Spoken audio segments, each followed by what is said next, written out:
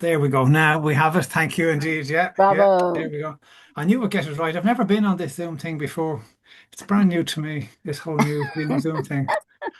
I'm joking. I practically live on it. Wouldn't you think I'd have got that bit right? But Well, anyway, listen, I just, well, what I was actually saying, Karen, I was thanking you. So you're being thanked now for the second time. I hope you can feel the warmth of that. And Maria, you two are being thanked for the second time now. The first time was a silent thank you. I was practicing. Now that I've got it right, I'll say it again. Thanks indeed for the welcome and the privilege of meeting with all. And it's great to see so many people that I really know. I have to say, I pretty much know everybody on the Zoom this evening in some shape or form. And in fact, actually, not only do I know them, but I've actually worked quite and very closely with quite a few of them. And I'll name check them now, I suppose, because part of this evening was really to try and give you some sense of the work at the Interprovincial Justice Desk, which works out of Ireland and England. Now, whilst we're based in Ireland, we really are a provincial justice desk that began with collaboration and was collaboration across three provinces, two in Ireland and one in England. And at the time, Sister Anne Marie Quinn, who's sitting there in her comfy chair now, sitting back. Sister Anne Marie Quinn was one of the team. There was a team of four, really, three CIC sisters, coordinators of interprovincial collaboration. The presentation don't do small names, and they like things where you can have lots of letters in them and loads of them. It took me forever just to work out the letters. And then they changed them. I remember hearing about an LTM and then an ELTM extended, and I was anyway. Anne-Marie Quinn was one of the first that was involved.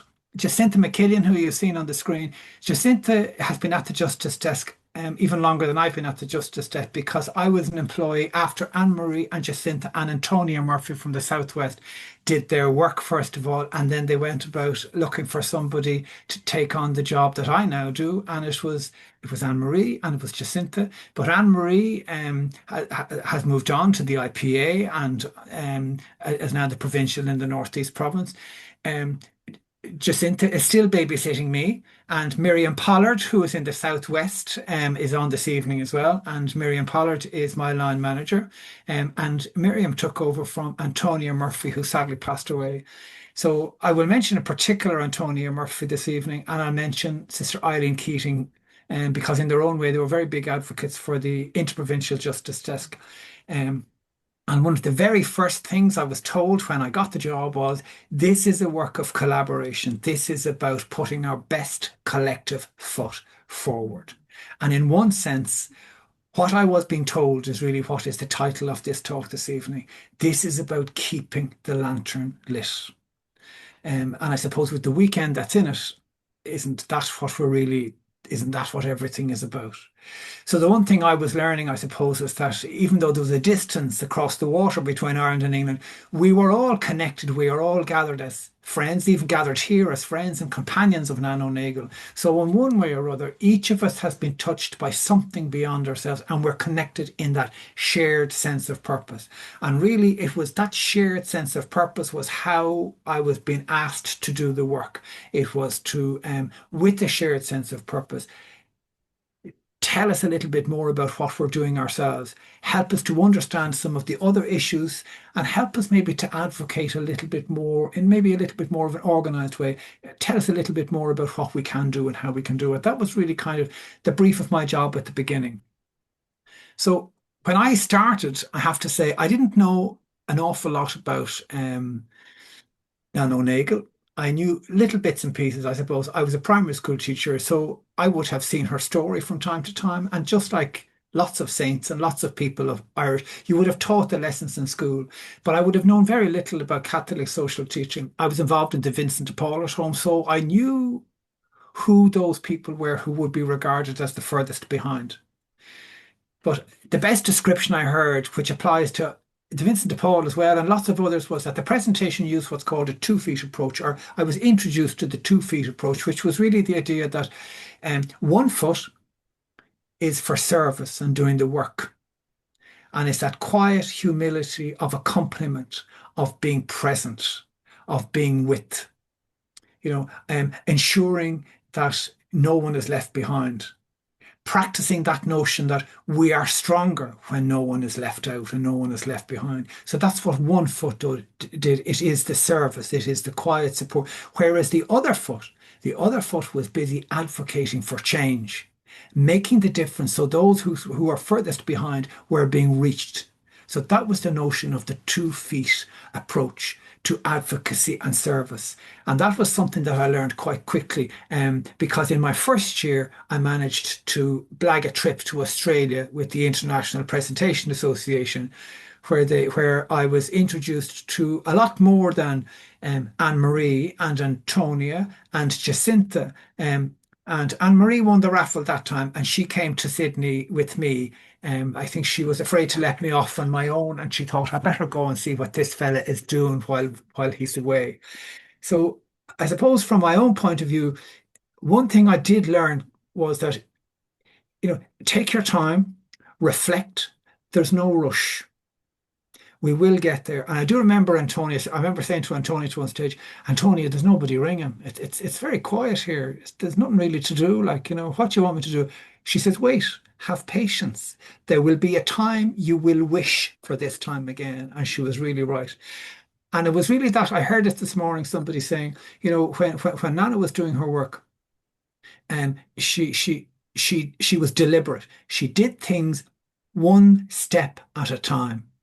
She built her schools one school at a time. Every conversation was one conversation. Everything was a step forward, sometimes a little bit further, sometimes just a small step forward. So it was that raising awareness, which is what she did about the issue before she made her move. So I suppose in some senses, that's kind of where I kind of would have begun I suppose, the work of the Justice Desk. So one of the first things I heard at the International Presentation Association meeting in Sydney was this whole notion of being present. What does it mean to be truly present? And I remember some of the sisters would say, sometimes you'll be in situations and you'll be with people and you'll know something bad is happening. You'll know it's not good and you'll be afraid and you won't know what to say and you won't know what to do. But realistically, being there is a pretty good start, being present. And then I was kind of thinking, well, how do you do that? And then they went on to say, like, being present doesn't just mean holding a space for yourself. Being present is about contributing in ways that maybe you don't quite understand. It's about accepting a responsibility. It's about knowing that you're sharing the difficulty that somebody might have. It is also about being courageous. It has a certain empathy and a compassion, and it is an action. And if you take those three phrases, that, like it is what Nano did. Um, she answered with courage, she answered with compassion, and she answered with action. She did so, though, at a time, I suppose, when responding carried real risk. And in this sense, she was radical, much more radical now than I would be. Um, like at the moment, Ireland is a safe country. So I can say what I like about any member of parliament and criticize them. I can criticize their policies. I can do so safely on the basis that they accept what I say, as like if it's a constructive criticism and if realistically the policies are designed in such a way that those who are furthest behind are further alienated or left out again. And sometimes those people who are furthest behind are so busy surviving that their voice is naturally that bit quieter. So going back to the 2 feet of service, the whole question is, if I do the work with one foot and I advocate with the other, then that's what I'm doing. One thing I was told was that, it would be great if you could bring with you the voice of lived experience, not in a tokenistic way, but that if you could allow space for them so that they can help shape our collective best foot forward, our collective next steps. So it's not about me deciding or us deciding. It is about us listening deeply and being present. I often thought of Nano Nagle, and I often thought of how difficult her life might have been. And I imagine her presence as being something very, very direct. Um, like being quite clear. I imagine her as being somebody who's extremely grounded, somebody maybe who's quietly uncompromising, you know, not imposing in that sense, but not retreating either. I would have thought that she's a quiet leader. We all know the type, um, like an authority, unassuming but resolute. Not not leading with force or spectacle that we see. That wasn't the style. There's not no positioning or maneuvering or self-interest. It was just a simple willingness to advocate, to stand with, to risk, to act. And the best thing about today's world is that actually that's still happening.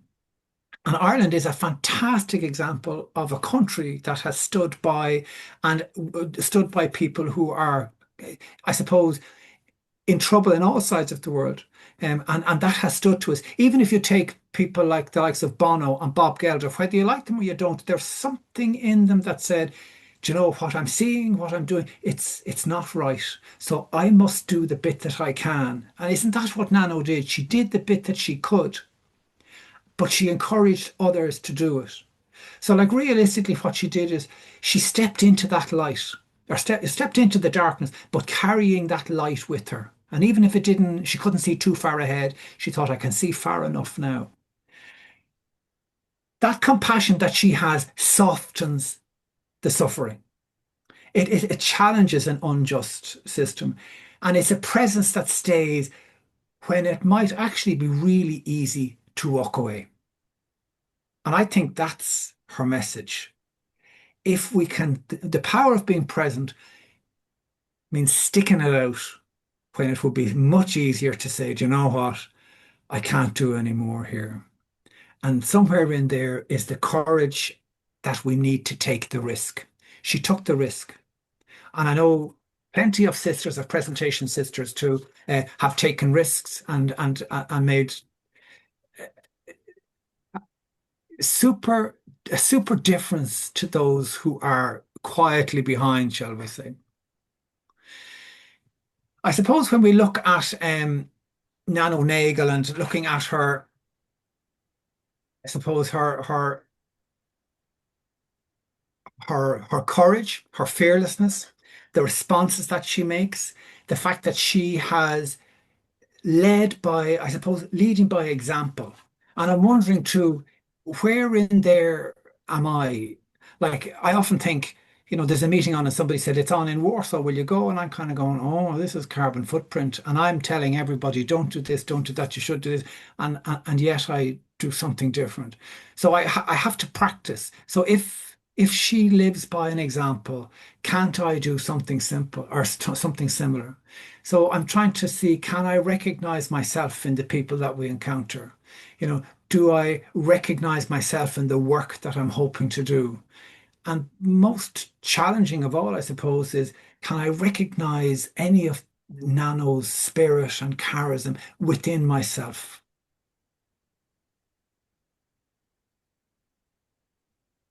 I suppose when we look at Catholic social teaching, which some people would describe as the best kept secret. And I'm sure people have often heard that. And indeed it is. But I remember Laudato Si was the first, I suppose, encyclical ever written by a pope that I said, oh, well, I'll have a read of that. So I'll read that one.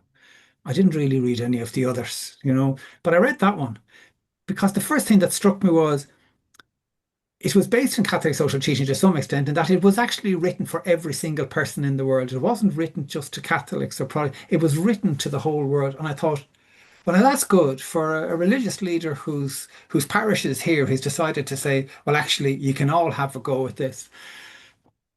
And I was reflecting then on Nano and where she kind of saw the human dignity of the person who was furthest behind. So, like, an awful lot of people here are teachers, and we'll have taught children from time to time, and you will all have all known children in your class who may not have had it as easy as others for whatever reason.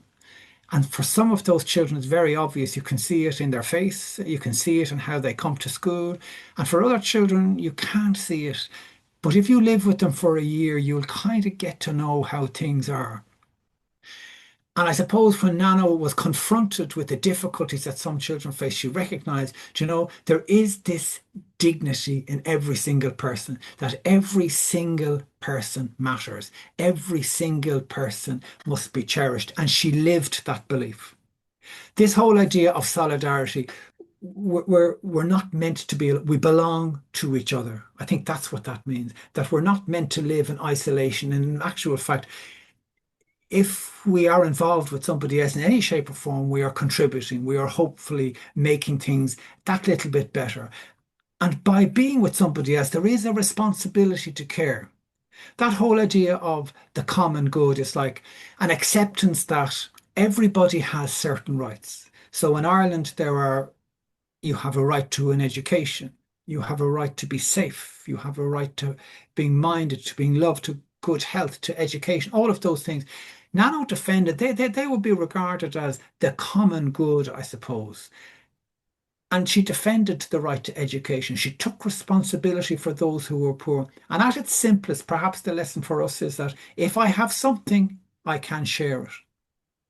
Care of creation is another thing that the Presentation Sisters have done forever, in ways that the Sustainable Development Goals have only discovered this as something that should be done in the last 15 years. But the Presentation Sisters and other orders too have been minding our planet in a very good way for a long, long time.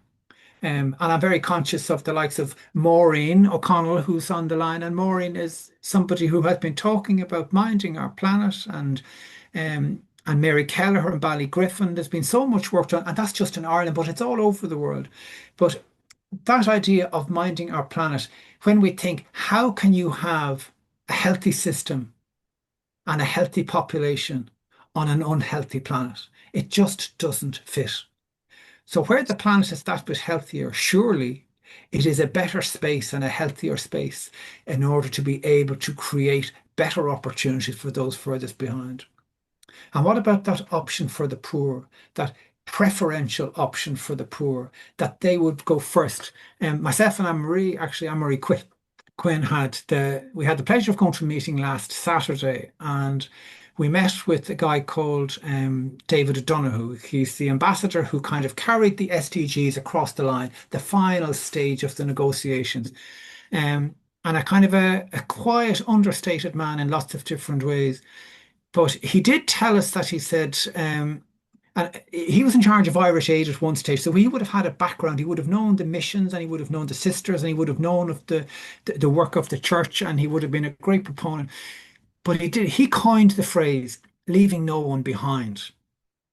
But he said when they wanted that in, everybody said, "Well, that's great. We'll put that in, put that in." He said, "Yes," he said, "but that's only the first half of it. The second half of it is, in order to leave no one behind, you must reach the furthest behind first." But then people gave out. And he said we had to soften it by putting in the word "and endeavour to reach the furthest behind first." Because he said if we didn't put in the word endeavour, lots of people would have walked out of the room. He said, but we really wanted to keep 193 countries in the room negotiating. But he said what's happened over time, he said, is that we got the agreement, it went across and we got it across the line. He said, but over time, the word endeavour has fallen away. And now everybody accepts that it's not just leave no one behind, but it's leave no one behind and reach the furthest behind first. That is perhaps the modern expression for the preferential option for the poor that was lived out by Nano. Nano's community really were the poor first. She was in communion with them, and she has called us to live simply, to act sustainably, and to truly leave no one behind. So, in one sense, she could in fact be the modern architect of the SDGs if she was here today, because so much of what she did really it kind of sits in and fits in so well with the SDGs, who are aimed at everybody.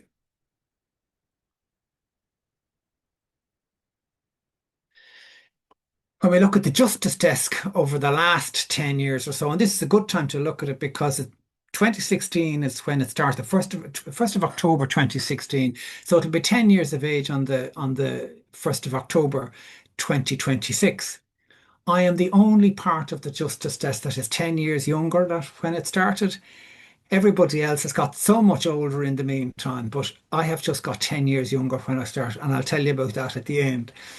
But if we were to look back at 2015, 2015 was a really kind of spectacular year in lots of ways because we had Laudato Si was published in June, which was a letter to the whole world about why we need, and it was a very direct letter. So it was great. It was fantastic. It was exactly, I think, how Nana would have put it if she was writing it.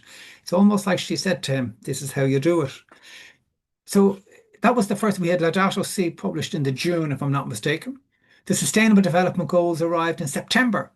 And it was Pope Francis who turned up in New York in his Fiat Bambino, and he drove through New York, and he was in the UN for the launch of the Sustainable Development Goals on the 25th of June. So this was the second. Barack Obama was the president. So there was this whole notion of tolerance and inclusion, and like even the turkey was pardoned that year. I mean, everything was just perfect. And then we had the Paris Agreement later on that year. So it was just everything seemed to be aligned. It was a fantastic year. And when we thought about it, everything seemed possible. And the ideals behind the Sustainable Development Goals, 20 Agenda 2030, it really seemed possible. There was an enthusiasm, there was a wind behind them in ways that made a difference. But all of a sudden now things have changed. And like some things we couldn't help. We couldn't really help COVID. COVID happened and that did set back the shall we say the progress of the SDGs. And as it stands out, only 70% of the SDGs are now on target. There was an energy crisis. There has been more conflict now in the world than there's ever been before. And we're still witnessing huge violence against women and girls. And wars that are started by men end up with trouble for women and girls in ways that nobody really understands. And so much because of what men have done, women and girls are suffering. And this is a continuing, ongoing IPA commitment, ending violence in all its forms against women and girls. And Anne Marie Quinn, who's here, would have worked to shape that particular advocacy focus of or advocacy focus at the UN for the IPA, and it is one which a lot of the justice context of which I'm just one have taken up. So I would have taken up that whole notion of okay, so if this is our advocacy focus and we're also interested in climate change and the SDGs, then I should be getting involved in work that is concerned with ending violence against women and girls, climate justice, the Sustainable Development Goals, Indigenous people and their issues, wherever they are. So even though my work in Ireland and England mightn't have had the same attention on Indigenous peoples as it might have been if I lived somewhere else, then I still had a concern because the one thing that the IPA has told me and the one thing that Nano has told us all is that we're all in this together. We are all connected in every shape and sense. And again, like that, we're still being asked to do the same, to hold steady when we feel discouraged, um, and to resist that temptation to give up. And if you think of it now, like we're 11 years away from 2015, and it seems as though we're getting further away from what seemed like a pretty good year at the time, and things are quite difficult at the minute, and they are. But now is not the time. Now is the time to dig in. Now is the time to resist. Now is the time to speak truth to power. There is a greater inequality now than has ever been the case. The gap between the rich and the poor is phenomenal. We now have a group called the working poor. Like, what's that about? I mean, surely if you worked, you weren't poor. That was always the case. If you worked, you weren't poor. But now in England, people in England will tell you, oh, yes, there is a group called the working poor. So that no matter how hard they work, they will never get out of debt. They will always be in debt. Their children will always be poorer. Children are being fed in schools in England, to the credit of some of the people, when COVID came and children couldn't go to school, all of a sudden they were going hungry. And people were having to make, like one footballer in England decided that this wasn't good enough. So he put his money down and he forced the government in England to front up and pay for schools. And he had to do it twice. So these are kind of moments where you're kind of inspired by somebody who's quietly saying, sorry, that's not acceptable. So really what I'm saying, I suppose, is that when something happens, very often there is a call to respond. But the presentation justice desk or the interprovincial justice desk is a faith-based voice, often in spaces where there are secular opinion. And for the most part, I have to say, we have been extremely well welcomed. Part of the work, I suppose, is to bring the presentation's values into today's world, but our presentation values aren't necessarily values that are just exclusive to us.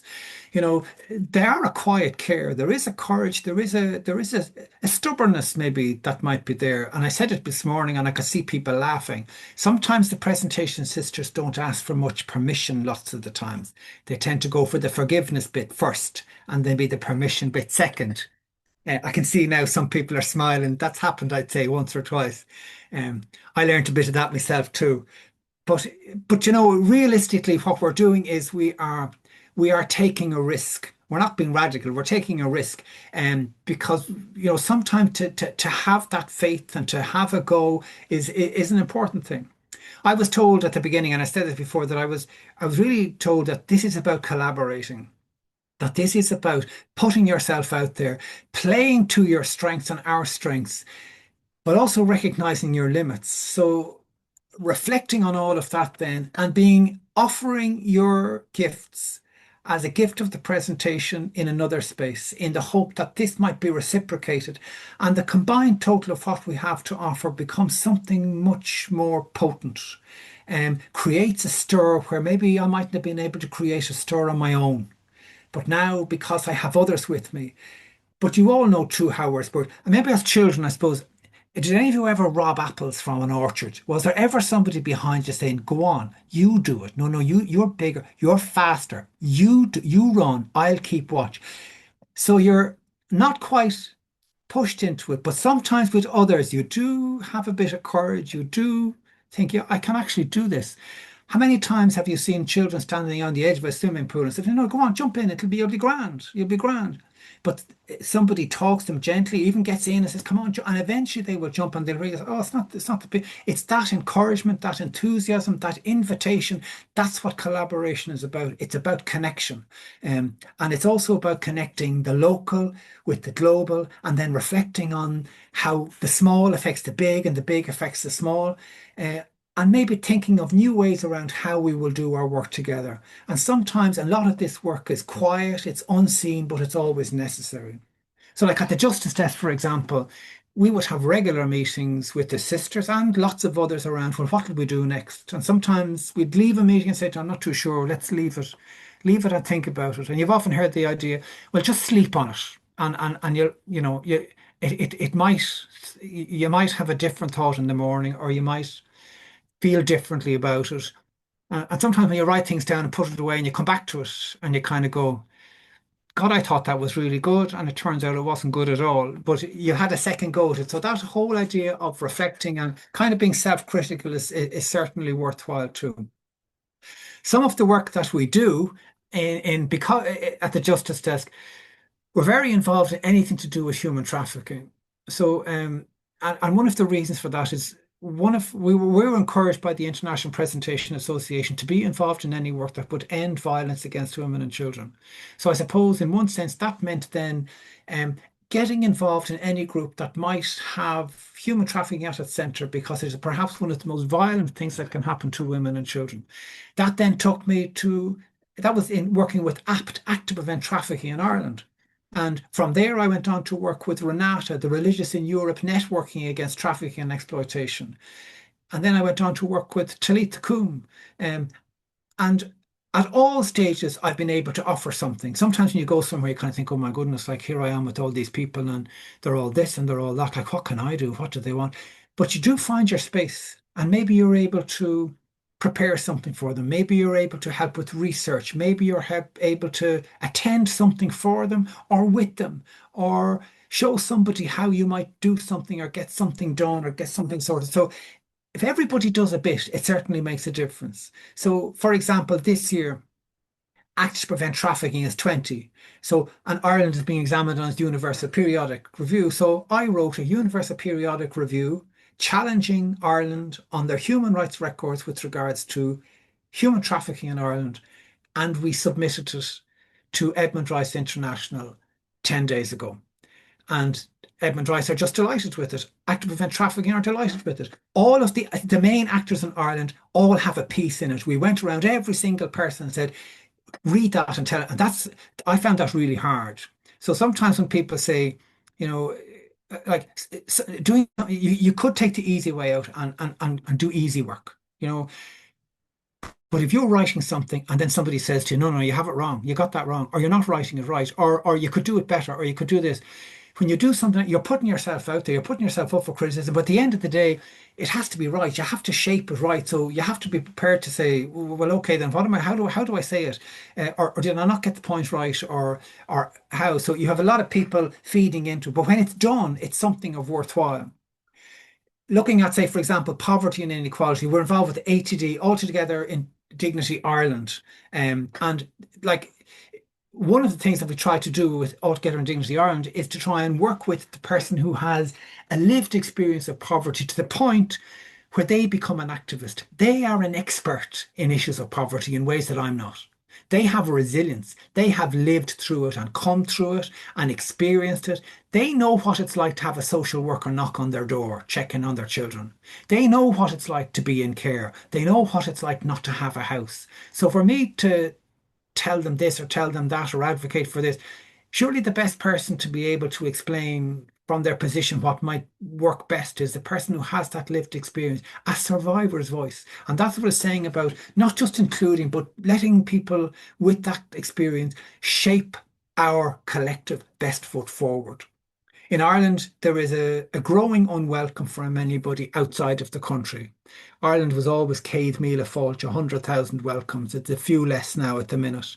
There is a rise to the voice of the right, where people are not as welcome as they used to be. Um, and kind of that civic space, they have this notion that Ireland is full. For God's sake, Ireland is a huge country with only 4 million people. There's loads of space. But there is this narrative that's very unkind where tolerance is kind of seen as weakness and generosity is seen as silliness. And this whole idea of being woke, leftist, is kind of seen as being flimsy, and whereas there seems to be a strength seen in somebody who stands up to somebody who can't stand up straight because they're beaten down by conflict or they're a survivor in some shape or form. There is this rise to the right all over the world that's kind of worrying. Children's rights have been trampled on. In fact, everybody's rights have been trampled on. So it has never become more important to advocate for change. And really, all of that is again about being present. So one of the things that we've noticed, I suppose, is the whole idea that uh, we're looking at things that have changed. We had mentioned the digital transformation. Look at AI, for example. Meta today have sacked or are about to sack 10% of their population, of their workforce. And they say the only reason they're doing it is because they need to make money for AI. However, if we were to look at Ireland, Ireland has 120 data centres in Ireland. 20% of our power source in Ireland, the entire grid in Ireland, is used for data. 2% in England, or 3% in England, 2% in the United States. We are holding all these data centres. Um, and the problem is, none of it is renewable power. So we're resisting, but the government are inviting in. Ireland is a tax haven. We are bringing people into this country and we are earning a fortune. Ireland is the only country making money in Europe at the minute. The UK is very poorly off, but it's all down to Facebook, LinkedIn, Google, Apple. Ireland were awarded 15 billion euro or $15 billion a number of years back. And it was the worldwide takings from Apple. But because they've routed through the headquarters, just before COVID, Ireland was told, well, you'll have to take this money. And we refused. No, no, you have to take it. Now we're taking it. If we took it back when the pandemic was on, we could have paid for the vaccine for the whole world twice over and just said, well, that's a gift from Apple. I doubt we'd have ever been charged. So there are lots of things to think about. The impact of COVID is still lasting. And still all of that means, and when you think about COVID, what did COVID do? COVID isolated us. There are more people involved in human trafficking now than has ever been the case. We are isolated even though we are connected more. If you look at your phone, how can you connect with people? You can use WhatsApp, Facebook, TikTok, LinkedIn, and then you can just ring them if you want. Or there's 100 different ways. Yet there is this pervasive loneliness, this isolation. So there's all this connection, but there is no presence. So we're back again to that whole idea of the power of being present in a world that looks hugely connected. And the real impact of that was on young students, 13, 14, 15 years of age in school, when the mental health challenges for those people went through the roof and people realized, oh my God, this lack of connection is really disturbing children in particular. But in saying that, we still haven't learned some of the lessons that we needed to learn. Sometimes part of the work is about being in the space where you can make the difference. US aid has been cut absolutely hugely, it was decimated by the Trump administration to the point where a lot of the NGOs at the United Nations have disappeared.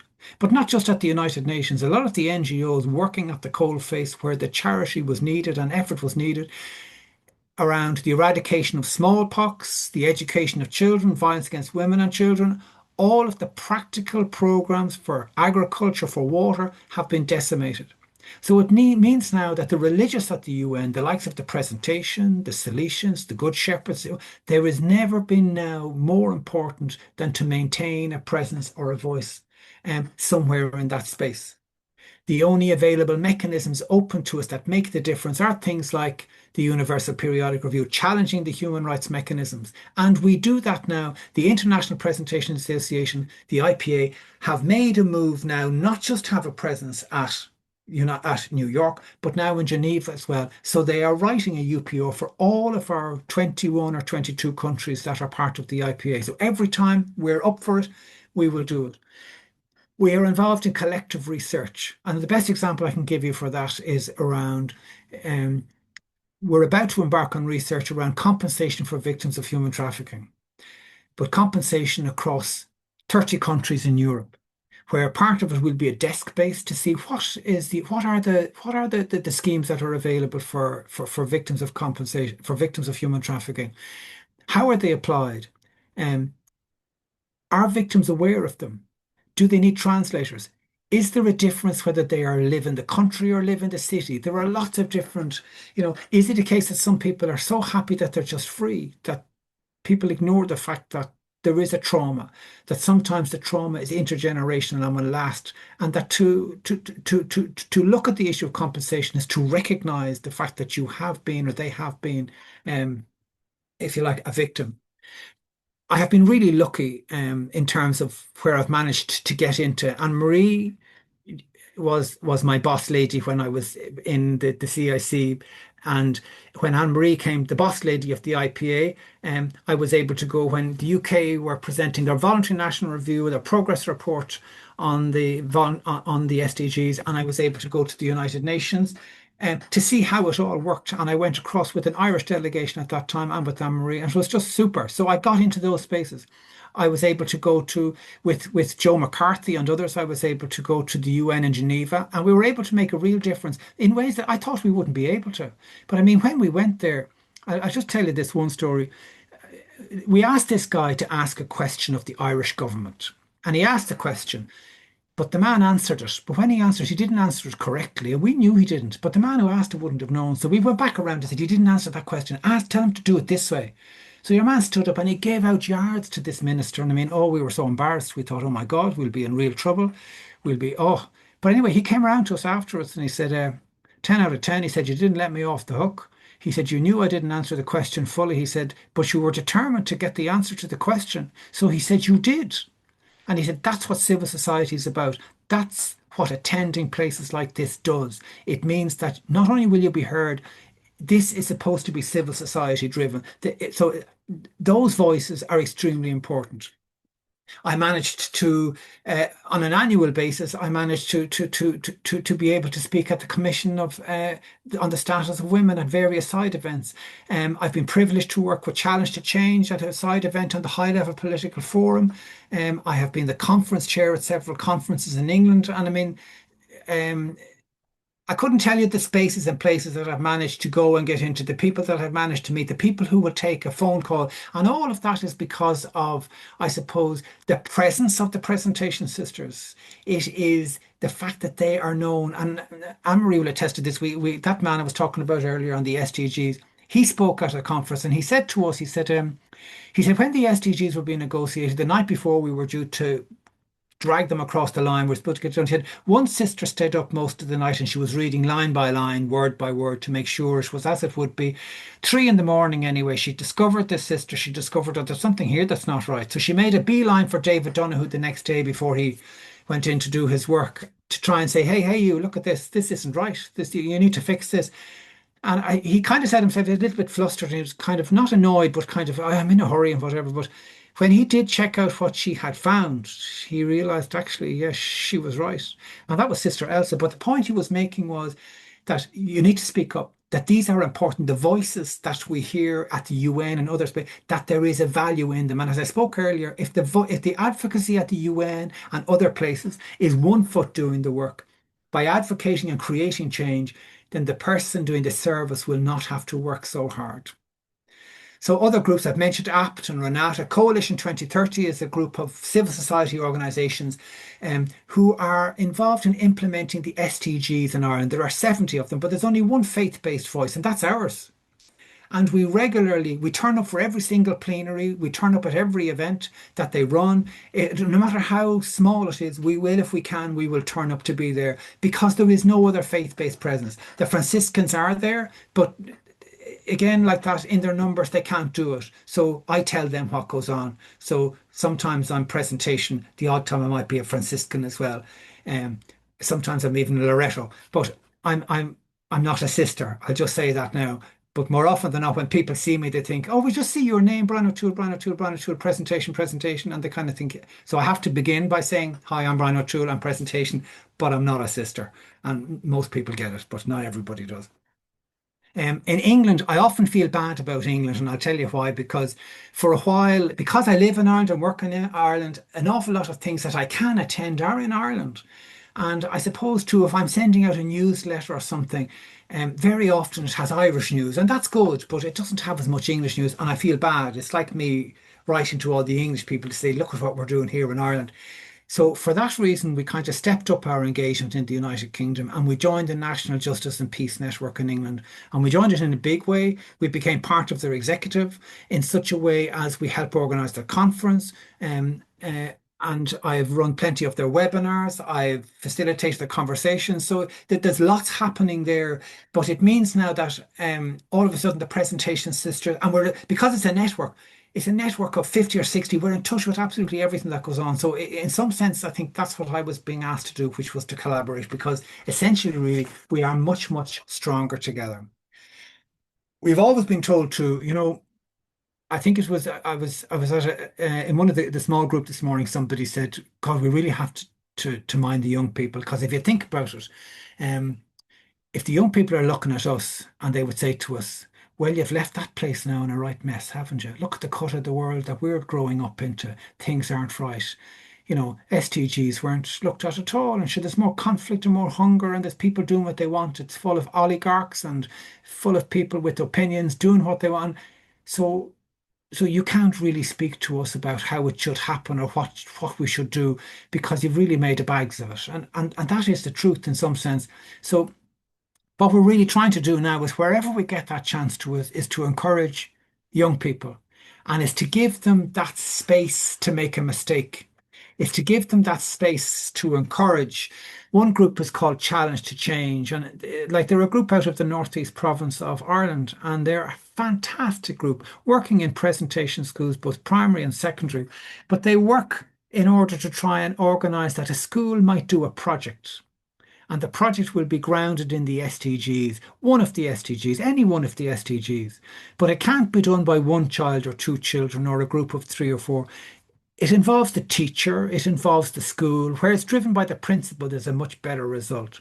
But I'll just give you one example of one that I came across last year, because or maybe 2 years ago, and it came out of an infant class, about 6 or 7 years of age. The children were asked about walking to school and getting the lift to school and come to school on the bike. We've all done these graphs in school. Hands up who came on a bike, and they draw a graph and say, oh, 6 out of 30 came, and look how big that pile is. And there was all this going on. And then somebody said, would it be great if we could make the walk to school one bigger than the rest? So they said, well, how will we do it? So they took up this notion of, well, let's all walk to school on Wednesdays. So this class said we'll do it, but part of it was they had to go to every other class in the school and say, we're doing a project called Challenge to Change, and we're going to try and do more walking to school on Wednesdays. So little children go home and talk at the dinner table. Big children don't. Big children, when they're asked, how did you get on at school? They just say, Grant. They won't tell you any more than that. But little children will talk and they'll say, we're doing this thing, walk to school on Wednesdays. And so that means the parents have to walk to school, obviously, because the children don't go on their own. So all of a sudden, there was a community involved in this. So it started to spread through the school, and then it kind of spread to the town. So on Wednesdays, they close off the whole town, top and bottom of the town. And once you get within a mile of the school, you have to walk to school on Wednesdays. Unless it's lashing rain, they won't bother. But so in other words, everybody in the whole town is now walking to school on Wednesday or walking around the town, all because the junior infants class said, well, it's CO2 emissions, we're upsetting the planet, we should be healthier. They had all the good reasons, they had all the right reasons. But it was that ability for children to impact and realize they could make a difference and they were being encouraged to do it. So it was that taking an active part in your own citizenship. And we mentioned this morning too that very often young people are quite anxious about the future and they'd be anxious about the future in ways that I wouldn't be because I haven't as much of a future in front of them, in front of me than they have. So I suppose I would be less anxious for my future, but the antidote to that anxiety that is a concern for them is to take action. But I suppose our job is to help with the guided action. So defending Nano's right to education, encouraging action and awareness, making sure there are others, active empathy, not hesitating, not waiting for perfect conditions, which is what Nano didn't do. She trusted deeply and she acted. And children are like that. They don't like where we hesitate, we procrastinate, we wait for perfect conditions, we postpone, we overthink, we put something off to another time, and we're waiting for this and waiting for that. It has to be ready, it has to be right. And will I go now? What will I do? Whereas sometimes, maybe we just have to go for it. So I suppose really in being with people, I find myself really reflecting on what I have been asked to do and how I do my work as such. And I reflect, I suppose, on Nano's mission and on how she did what she did. Um, and I'm constantly like that whole idea. I do feel that the world is getting a little bit darker, but it's still the same. It's the tiny bit of light, no matter how dark it is, it's a tiny bit of light that will banish the dark. And it's, as I say, it's through the cracks that the light will get in, as Leonard Cohen put it in his song. So I trust too that in moving and enacting and responding, that we are definitely going to find a way out. We may have to act a little bit more courageously. We may have to take a risk. We may have to sit in it for longer, and that's not comfortable. We may have to live more uncomfortably for longer till we kind of find our way out. And what I'm kind of learning more now than anything is that Nano's mission is not someone else's mission. It's mine. It's yours. It's ours. It's not someone else's mission to carry. And that I have a part in it, but I'm not on my own. We all have a part in it, and I think when we all play our part, then things are that little bit easier. So in working across the provinces, I suppose that's part of the work that I have done, working with the global presentation family, and sharing the mission. But whilst I'm collaborating with them, I'm also working with other congregations. And what I've noticed too is that there are lots of other congregations who have equally strong charisms. But so often the charisms they don't collide. I've never seen one charism bounce off or go against. They see when they come together, there is a strength. So I've never heard of so many. There must be hundreds of different orders, and I've met loads and loads of people from. And it's funny because when we were at this meeting last week with Anne Marie, even I pretty much knew everybody there from every other order, and people how do you know her? She works with them, and she works with these, but because of the work that we do, we come together around human trafficking and other work, I suppose. So I suppose going back for the last bit, I would say that, you know, Nana herself didn't wait, nor should we. She acted, and it wasn't impulsive, it was considered. She did know what she was doing because she came from the space of saying, you know, I, I can see what's wrong. It's wrong. So if it's wrong, I have to do something.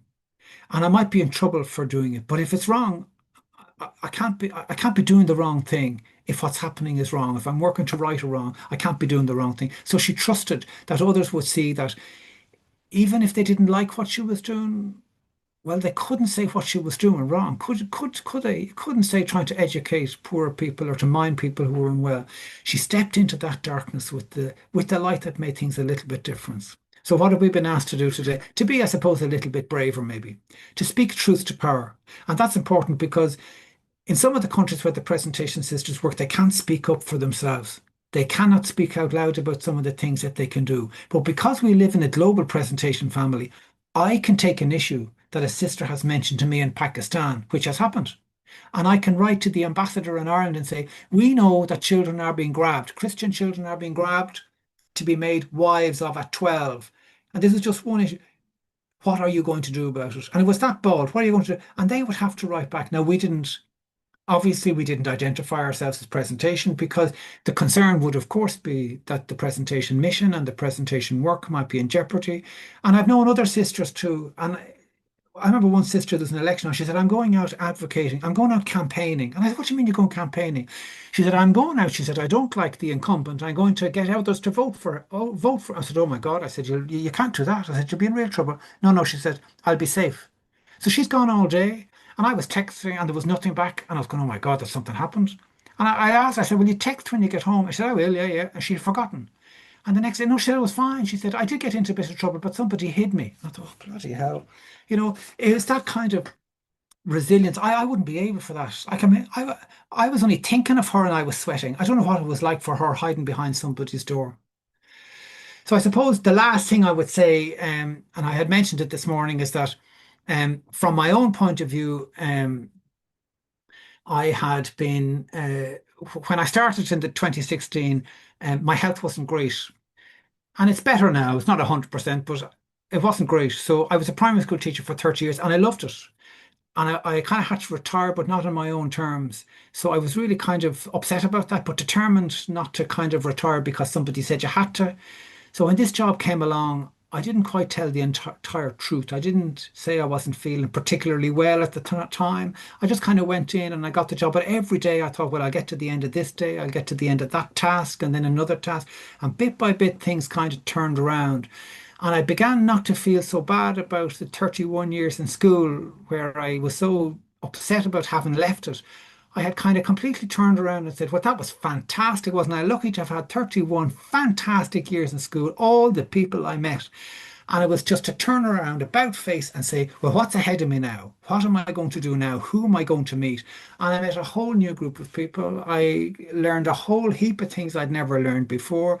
And each and every single person I've met has been inspiring in their own way. I didn't know an awful lot about who Nano Nagle was, but I know exactly who she is now, and I know so much about her. And like her life has been that lit candle that has kind of showed me the way. So I think her quiet miracle has been the transformation in me, never mind the work that I do. So we have a plan this year to have a review of the Justice Desk and the work, to look at some of the high points, the low points, what we could do better, what worked out really well, what our strengths were, what we might do next for the next 10 years.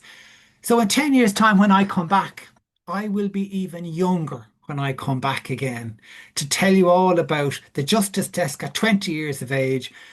And please God, you'll be just as young as me. So with that, I'm going to stop because I've probably said too much at this stage now. But I'm going to leave you with a couple of questions because I've done all the talking so far. So it's time for you to do a little bit of talking now. Um, and there's a group, I think, from Kerry, and Maureen might write these questions down and they might discuss them on their own because they're in a room together rather than to put them in a group. So, what stays with you from what you've heard this evening? Anything at all that you've heard this evening? And the last thing is, in this Jubilee year, which is a really big year, a great year to have a review of a Justice Desk, I have to say. It is perfect because it's a real jumping off point for the next. In this Jubilee year, how can I respond as Nano did? Doesn't have to be a big thing, can be any small thing. So there you go.